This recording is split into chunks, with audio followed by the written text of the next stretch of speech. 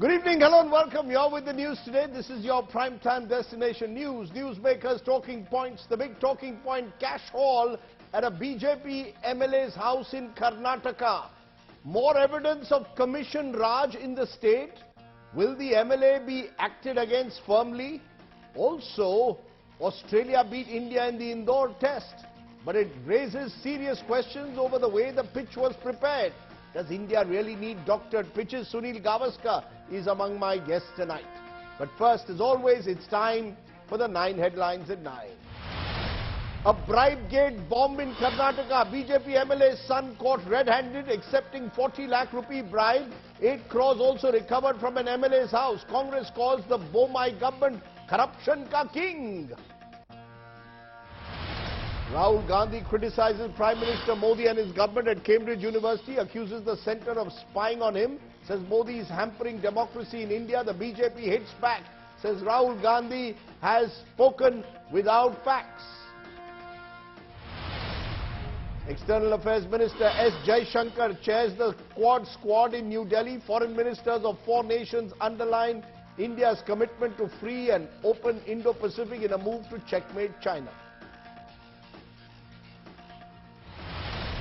A day after India-China G20 handshake, India sends a strong message. Army releases pictures of soldiers playing cricket in Galwan, 4 kilometers from where the 2020 clash took place. Mamata Banerjee declares that the Trinamool Congress will fight the elections alone in 2024. This days after the opposition parties called for unity to fight Modi in the Lok Sabha polls. No stopping Baba ka bulldozer in Prayagraj in Uttar Pradesh. House of 3rd Umesh Pal murder accused Atiq Ahmed's aide brought to the ground. NPP's Convert Sangma will be Meghalaya's Chief Minister again. Prime Minister Modi to attend swearing-in ceremony on March 7. The BJP will ally with the NPP. Indore pitch rated poor by the ICC. The venue handed 3 demerit points. This after Australia beats India by 9 wickets in the Indore test. The Reserve Bank of India imposes a penalty of 3.06 crores on Amazon Pay for non-compliance with prepaid payment instruments regulation.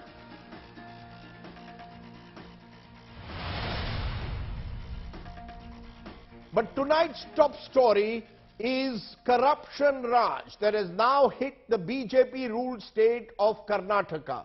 What's been whispered about is out in the open. The so-called commission Raj.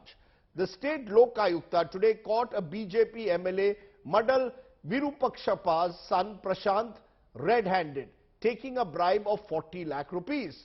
In the raids that followed, the Lokayukta then recovered more money, this time from the residence of the MLA.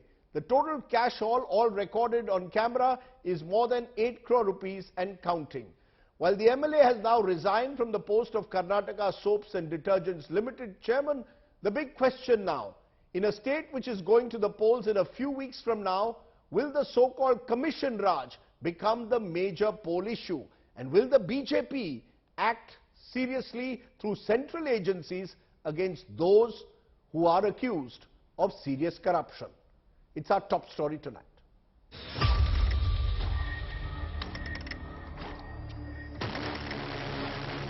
A whopping 8 crore rupees recovered by the state Lokayukta. And the man with this cash stash is the son of BJP MLA Madal Virupakshappa, setting off a political storm in the poll-bound state. The Lokayukta, the anti-corruption watchdog of the Karnataka government, caught the BJP MLA's son red-handed receiving a bribe of 40 lakh rupees at his private office in Bengaluru. And soon enough, the Lokayukta raids threw up a huge cash haul. Money was recovered both from the office and the residence of the accused. It is a case of trap. The complainants approached us. They provided us all the material. When the office was visited, the concerned office of the accused was visited, so he demanded and accepted the money, and he was caught red-handed. Raids were also conducted at the BJP MLA Virupakshappa's properties by the Lokayukta, including his Bengaluru residence. The BJP MLA, meanwhile, is trying to brazen it out. India Today spoke to the MLA moments after his son was taken into custody, but he feigned ignorance. Okay.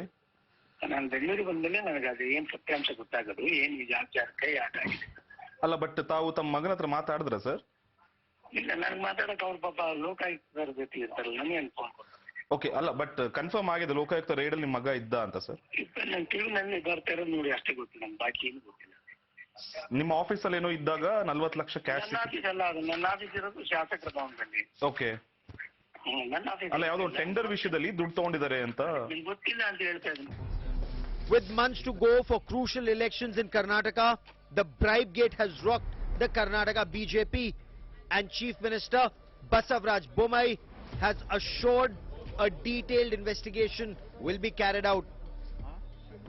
ಈ ವಿಚಾರದಲ್ಲೂ ಕೂಡ ಲೋಕಾಯುಕ್ತ ಸರ್ವ ಸ್ವತಂತ್ರವಾಗಿರುವಂಥ ಒಂದು ಸಂಸ್ಥೆ, ನಿಷ್ಪಕ್ಷಪಾತವಾದಂಥ ತನಿಖೆ ಆಗಲಿ, ಯಾರು ತಪ್ಪು ಮಾಡಿದ್ದಾರೆ ಅವರಿಗೆ ಶಿಕ್ಷೆ ಆಗಲಿ ಅನ್ನುವಂಥದ್ದು ನಮ್ಮ ನಿಲುವು.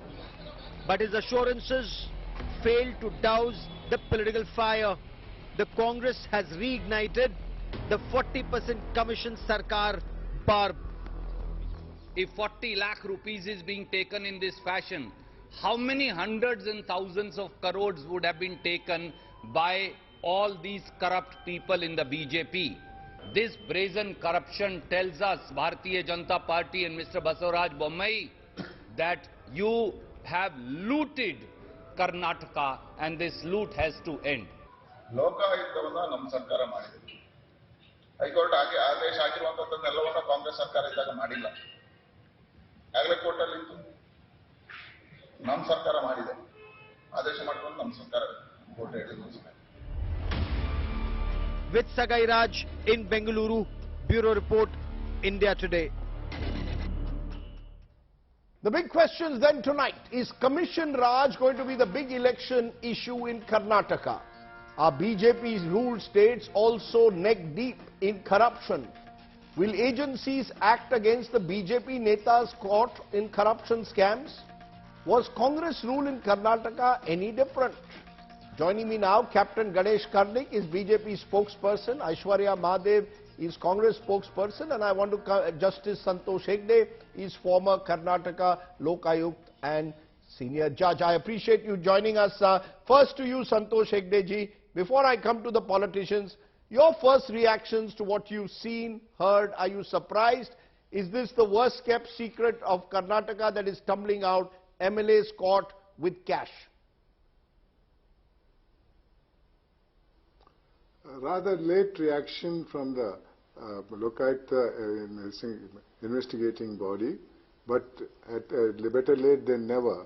I think I must congratulate the Lokayukta police for having done a very bold investigation and for having found the MLA's son caught red-handed while taking bribe and all.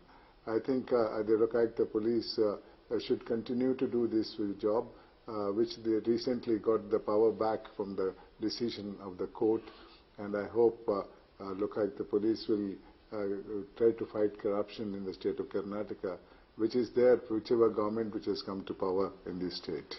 Is it according to you the tip of the iceberg?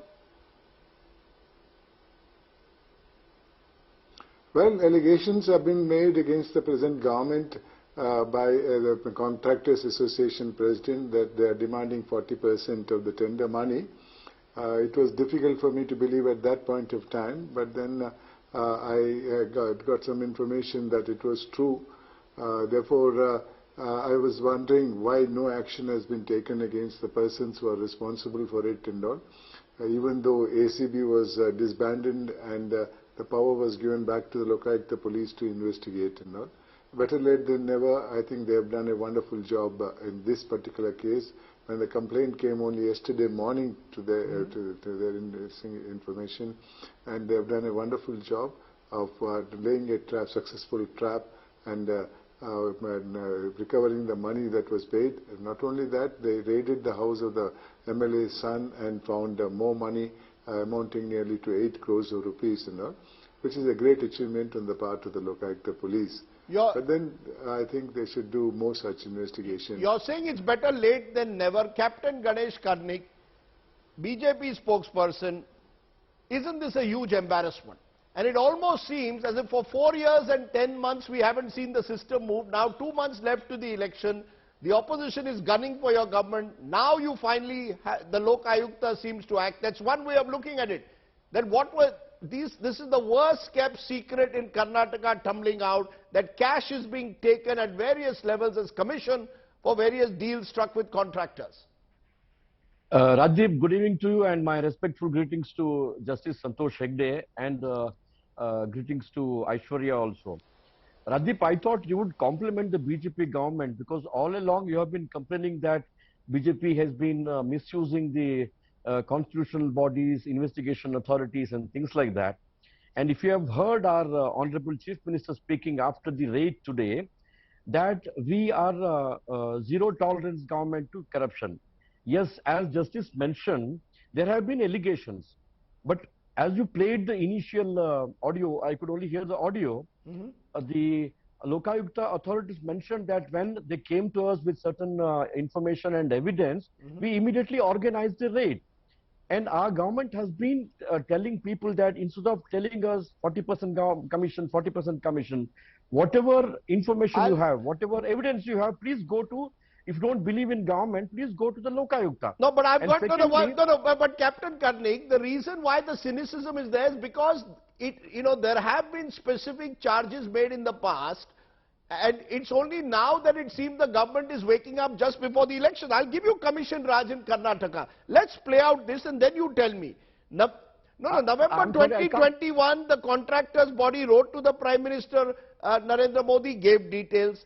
In March 2022, contractor Santosh Patil wrote to the Prime Minister saying Ishwarappa, your senior minister, was seeking cuts. April 12, 2022, contractor Santosh Patil, who accused Minister Ishwarappa, was found dead. April 2022, again, Contractors Association alleged 40% commission. Then you've got a Lingayat seer in April 19, 2022, alleging Matswa paying 30% commission on all grants. School Management Association, 27th August 2022, has also made similar allegations.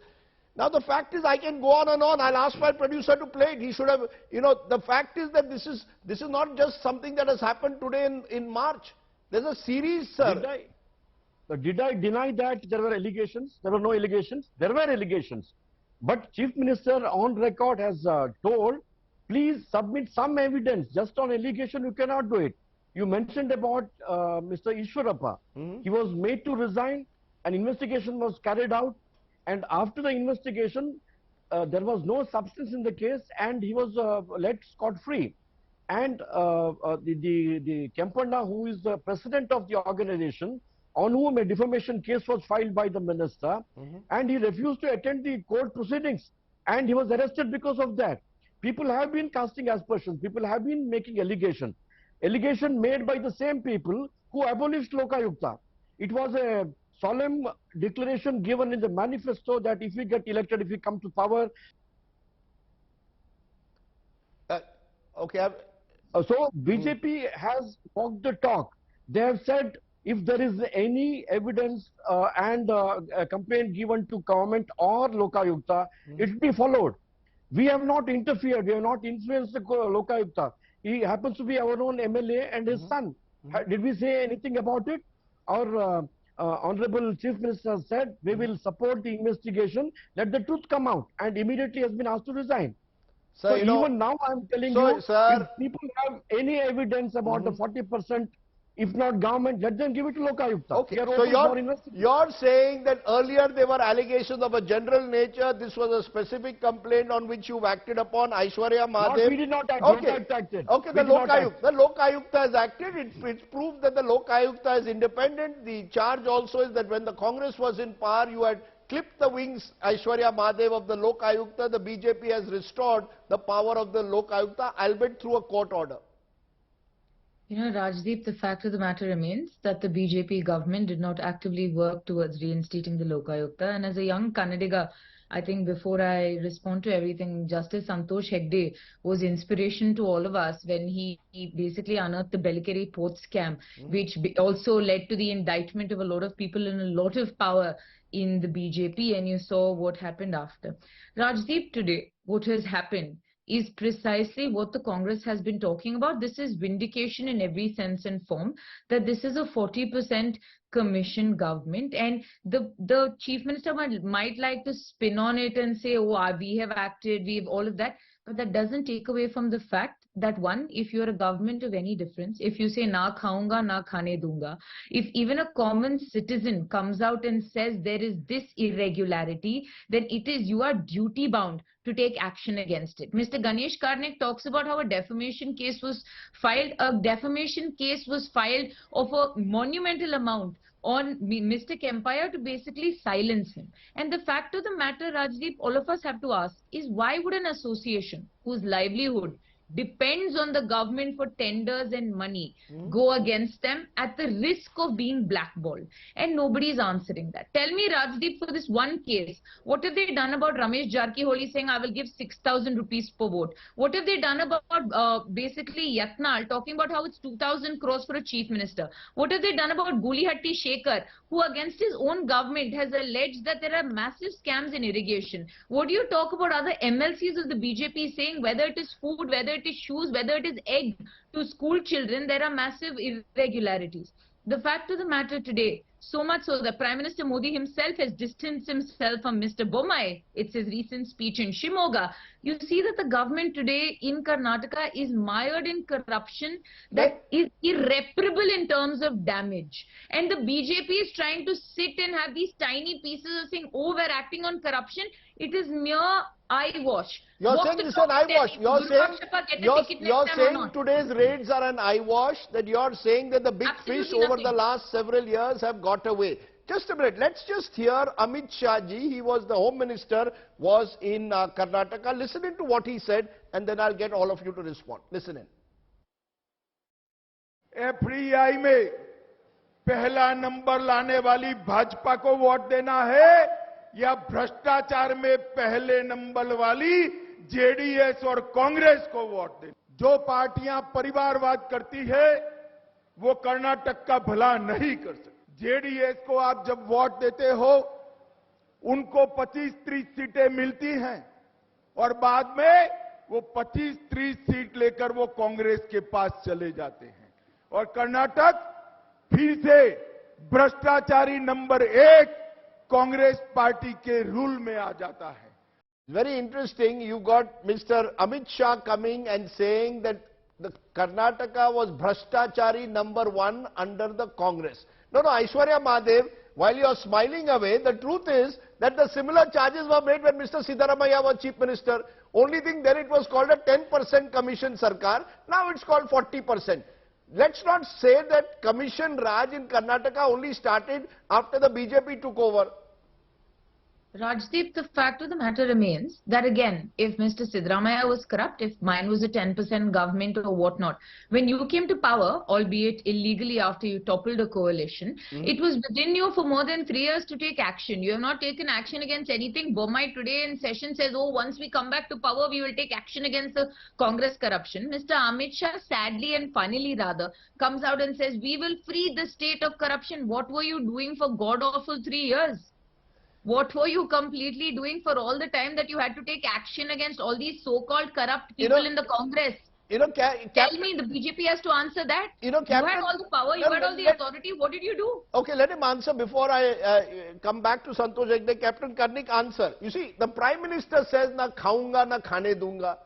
But in Karnataka, all these instances seem to suggest that Karnataka BJP MLAs kha rahe hain. Let's not just say these are allegations. No, 1 minute, ma'am. Let him answer now. Let him answer. Captain, please answer. जो खा रहे हैं उनको पकड़े जाएंगे वो. अभी जो हुआ है ना वो वही हुआ है. So people have been passing, you mentioned it right. Congress is the father of all this corruption. Everybody knows what happened during the 10 years of Manmohan Singh regime, the scams and scams and scams. Now let them know, they're not talking about it. since we raised an issue of 10%, today they want to just raise the 40% issue. I'm still telling, I'm continuing to tell you on record that if people have any evidence of any of these things, just saying that there is 40% commission, somebody writing a letter to Prime Minister, I don't think Prime Minister is irresponsible that he will not act on it. Just, I will also say Congress government was 40% commission, Raj. But Captain, in Maharashtra, for example, when Anil Deshmukh was accused of similar charges, immediately we had the enforcement agencies, central agencies swoop in. He was arrested. Therefore, the suspicion is that Karnataka, because it has been ruled by the BJP for the longest time, a lot of your senior ministers have got away with it. And now because elections and water has come, is right up to the nose. Or dare I say the cash is right up to the nose that you are having to act. When there was a specific charge against our minister, Mr. Ishwarappa, the party made him to resign. An investigation was ordered, and then nothing came out of it. Of course, sir, which investigation, is it independent? And independent. It is independent, of course. You start questioning the investigation. First of all, you say there is no investigation. Secondly, when it is done, you say which investigating agency. And now she said when it is Lokayukta, it is all eyewash. And what else do you want? What else do you want? Okay, Aishwarya Madhav, what else do you want? Lokayukta investigates, as Justice Santosh Hegde is saying, he is complimenting the Lokayukta for acting swiftly. The minister, the concerned MLA has resigned from his post. The MLA's son has been arrested. What more do you want? Ishwarappa has resigned. And then on Muniratna, they went to court. Nothing has come out of it. Okay, let them respond. Yes, very quickly, Aishwarya. Rajdeep, a few responses. When he talks about UPA, the only thing I can point out is the idea of notional loss and the sort of damage that the BJP tried to do to the UPA. And today you realize how we stand vindicated. One. Second thing, Mr. Ishwarappa did not resign voluntarily. It was 4 days after the Congress protest, and the fact that we would not relent is where basically the resignation came from. Today, the fact of the matter remains that for a government that says we are a party of a difference, that says that we will not, allow for corruption, you see that they are completely mired in it. And they have not allowed for investigations in so many cases. No, but have serious allegations, Aishwarya, not been made against the DK Shiv Kumar? It is not my government, it is not my party that said 40%. Serious allegations have been made of cash found with DK Shiv Kumar. ED is investigating him. He's gone to jail for it. Rajdeep? No. Rajdeep, the fact of the matter remains, if you look at the Panchnama in those cases, whether it's Mr. Chidambaram, whether it's Mr. DK Shivkumar, you realize how long it took for a charge sheet to even be filed. You realize a lot of it are infructuous proceedings that are basically being mounted upon him in addition to adding pressure to the man here. But the fact of the matter remains, in Karnataka, it was not me that said 40%. Me as a Congress Karyakarta did not say 40%. It was the Contractors Association. It was a seer of a religious mutt. It was the BBMP that added 10%.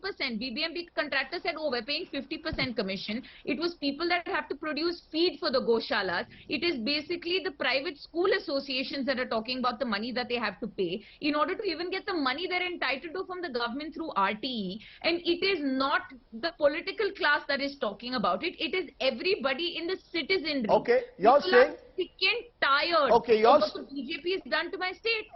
Okay, those are strong words. It's easier always, of course, being in the opposition and saying it, but the BJP has to answer the question. Justice Santosh Hegde, is there something wrong with the system, or is this a problem of individuals? Because we've seen similar charges, as I said, when the Congress was in power. The charges now seem to have only gone from 10% to 40%. Is there something about states like Karnataka that make them particularly prone to these cash transactions that seem to be taking place? Rajdeep, this is one buffalo calling the other buffaloes naked. I'll tell you why. In 2011, the Karnataka Lokayukta submitted a mining report which involved the names of 3 chief ministers of 3 different political parties. But the party in power, that was BJP at that point of time, did not implement that report. Then the Congress was in the opposition. The opposition leader made a public statement that if you do not implement the report within a reasonable time, we'll protest against it. And the BJP government did not implement. Then the Congress had a protest march from Bangalore to Ballari, saying that to implement the Lokayukta report. But they didn't, the BJP didn't implement it. A few years later, Congress came to power. and it was in power for 5 years. It didn't implement that report after all those drama. Per contra, it took away the power of the Lokayukta police to investigate anti-corruption cases and created a body called ACB. That's right. And gave the power to the ACB. ACB was nothing other than another wing of the police which was under the control of the Home Minister. Now, this is what the Congress did. At that point of time, BJP was in the opposition, and then the opposition BJP party made a public statement that if we come to power again, within 24 hours we'll dismiss the ACB and give the power back to the Lokayukta and strengthen the Lokayukta in regard to anti-corruption cases. They came back to power in 2018, I think.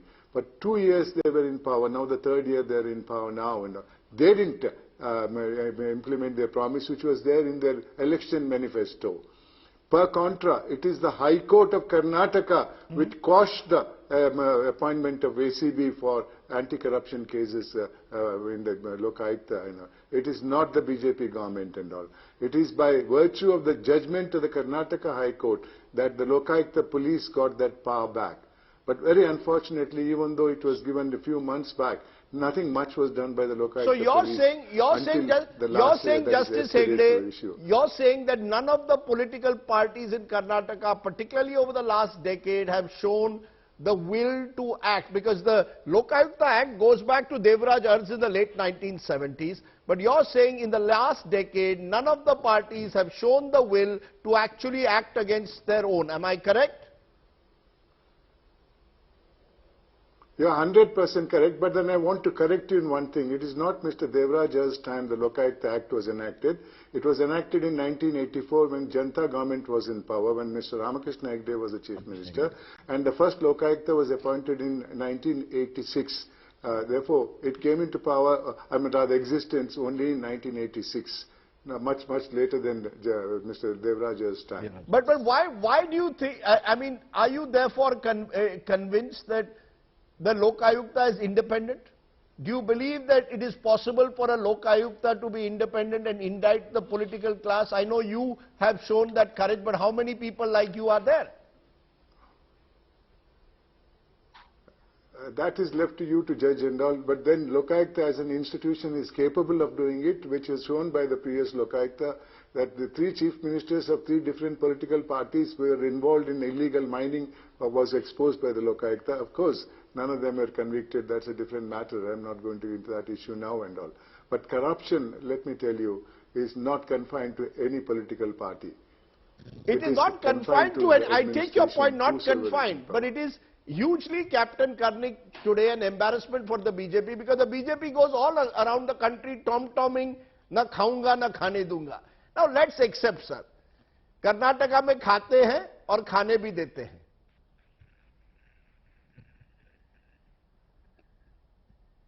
Captain? Yep, you're asking me? Yes, I'm asking you. I mean, somewhere you've got to start accepting, sir, that Karnataka has besmirched the image of the BJP to claim it's corruption-free. Okay. See, I totally agree with what Justice Santosh Hegde has said. Corruption is deeply, deep-rooted in the political system. But whether you have the willpower to take it to a logical end. Now, what has happened in the center? People are not talking of corruption in the last 8-9 years. Now, our Chief Minister has very categorically mentioned, people can go to Lokayukta and lodge a complaint, which they have not done. They have been, when they talked specifically about Ishwarappa, he was made to resign, and even though it is after 4 days or 5 days, whatever it is, an investigation was carried out, and that investigation report gave him a clean chit. So are you saying therefore that corruption will not be an issue in this election? Are you saying that the BJP can refute these charges of corruption that are now being made, this 40% commission, Raj? That people will decide whether corruption is an issue or not. What I am trying to say, from BJP's side, if people are talking of 40%, if you don't have faith in the system, today at least Lokayukta has proved that whether it is BJP or anybody for that matter, if you come to us, we will investigate. Okay, if you come to us, Aishwarya Madhav, after this program is over, let them go and submit the application. Okay. Let Aishwarya go to Lokayukta tomorrow itself. Please go tomorrow morning, the BJP is saying, to the Lokayukta and submit the details of all the ministers who you believe are taking money. You know, Rajdeep, the saddest thing today is that when a home minister comes to my state and tacitly accepts that there is so much corruption, that they will try to work towards a corruption-free government, even though the past 3 years has been literally his own government, you realize that something is clearly wrong. You do not see somebody as strategist, as senior as Mr. Amit Shah make a concession like that. You do not see a political, wizard, Prime Minister Modi, completely forget the sitting chief minister at any point. What is happening today, Rajdeep, and I'm sure psephologists will have a field day on this, is that the BJP nationally or the national leadership is trying to completely disassociate from Mr. Bommai, who, mind you, when they talk about no dynasty, Mr. Bommai's father, of course, one of the most famous Supreme Court cases that we have, and the basic structure, and also the number of dynasts in BJP is quite palpable if you want to look at it, Rajdeep. And the fact is today, the BJP in the center is trying to completely disconnect from what is happening in the state, because the corruption is so much even they can't sweep it under the carpet, right? And they talk about clean governance in the center. I don't even want to talk about a certain particular A and the company and the shorting and a particular report of Hindenburg. We'll discuss that on another day. Our focus today was on Karnataka, and Karnataka is the state that's going next to the elections. Will corruption be a major issue? It appears so. Clearly, it is going to be a battle, but is one side more or less corrupt than the other? Or are certain states now so entrenched in their cash economy that it is almost impossible to break these nexuses? We'll wait and see how this plays out, but I appreciate Santosh Hegde, Aishwarya Madhav and Captain Khadnik for joining us here on our top talking point. Let's turn from there to Rahul Gandhi versus Modi. Well, Mr. Gandhi hit out at Prime Minister Modi today and his government, or over the weekend in the United Kingdom. The Congress MP's speech has now finally been made available. He delivered the speech at the Cambridge University and there launched an attack on several issues, claiming Indian democracy is under attack. The BJP has hit back. Listen in to what Rahul Gandhi said and how the BJP responded.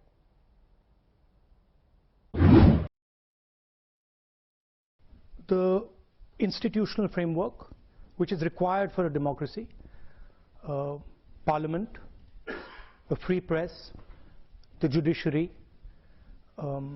just the idea of mobilization, just the idea of moving around, these are all getting constrained.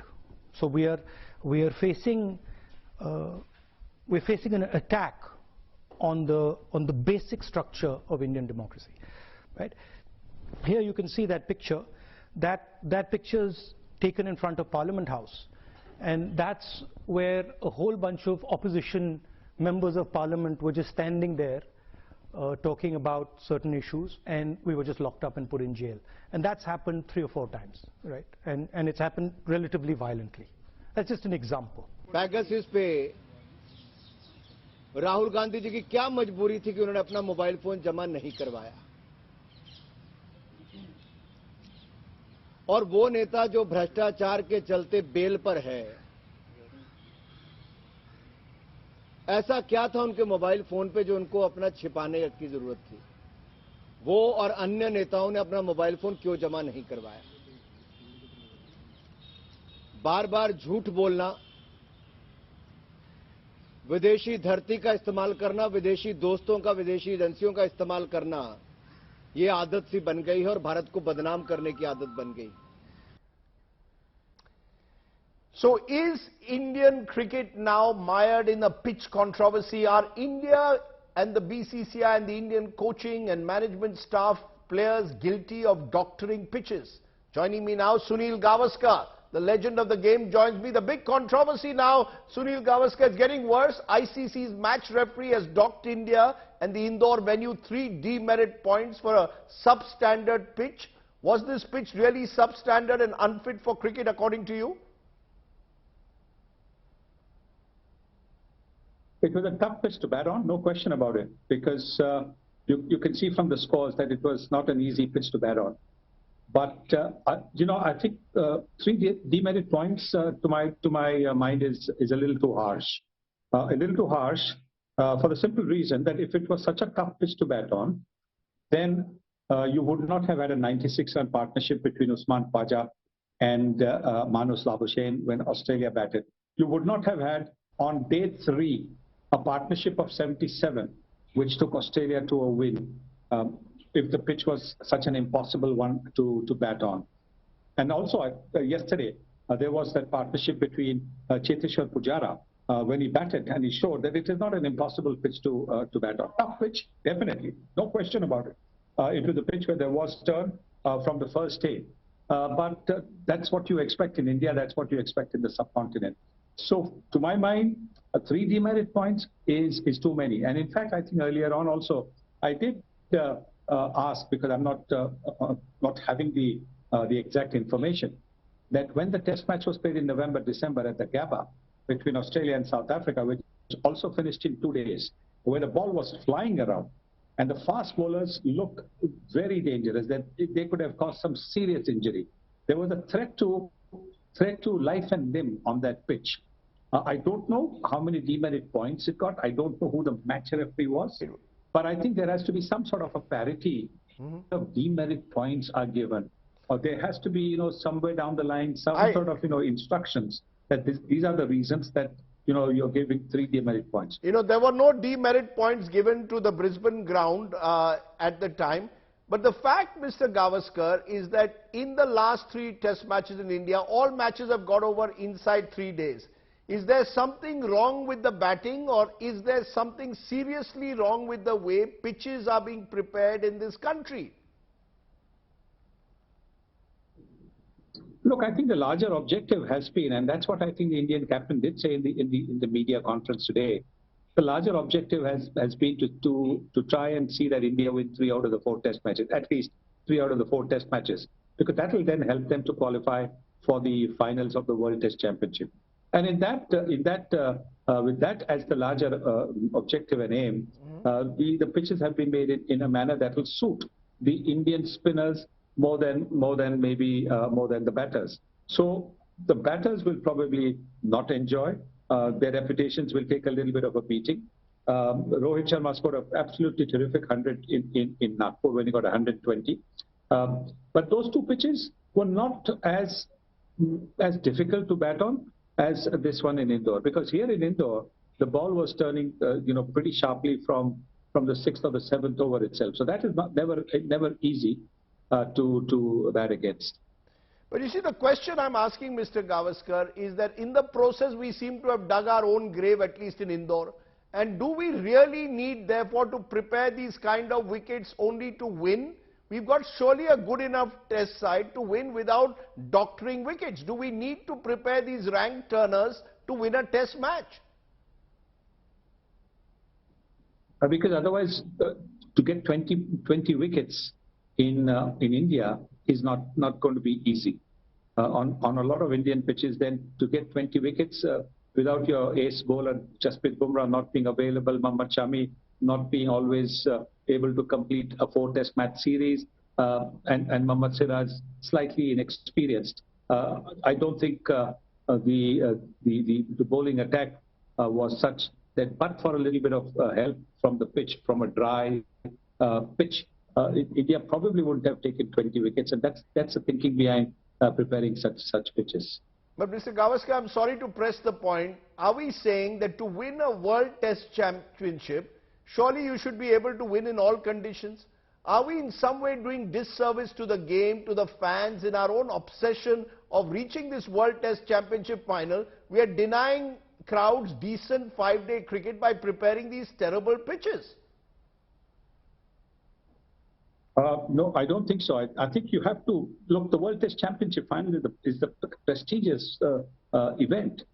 Look at what happened to New Zealand's cricket. New Zealand's cricket took, they had the disappointment of losing the 2019 World Cup final.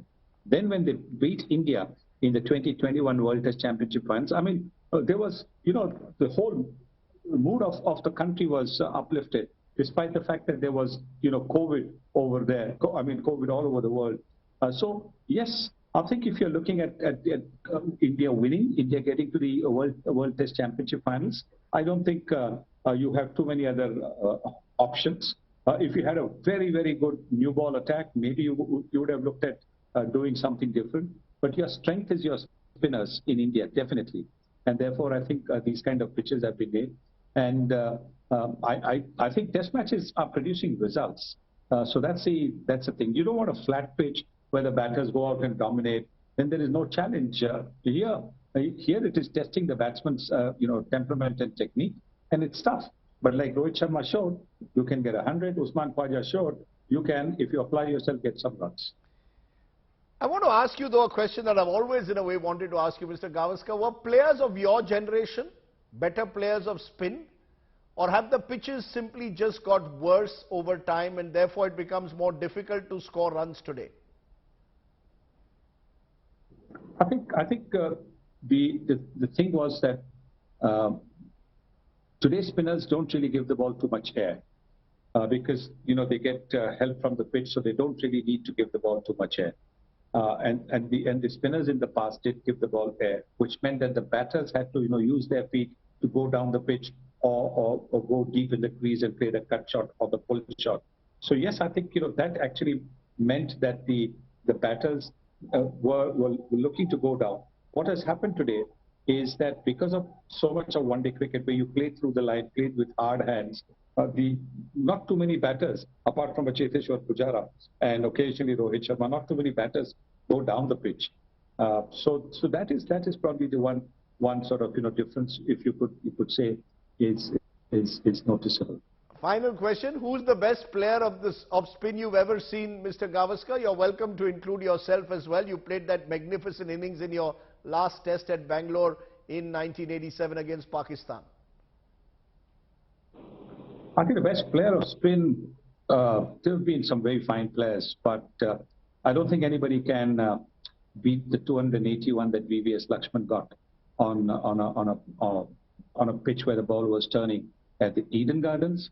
And I don't think, I've seen some fine innings, but then in that 2004 test match in Mumbai, where India won by 13 runs, and that's what everybody was hoping today, that India might be able to defend something like that. That time they defended, I think, 110 or something like that. That's right. But VVS in that second innings, I got 59 or 61. Don't know the exact score. That was batting of unbelievable, the highest quality. It was terrific to watch him, play the spin against the turn, hitting the leg spinners through mid-wicket. It was championship batting. It was absolutely magical batting. Okay, so I've got that out.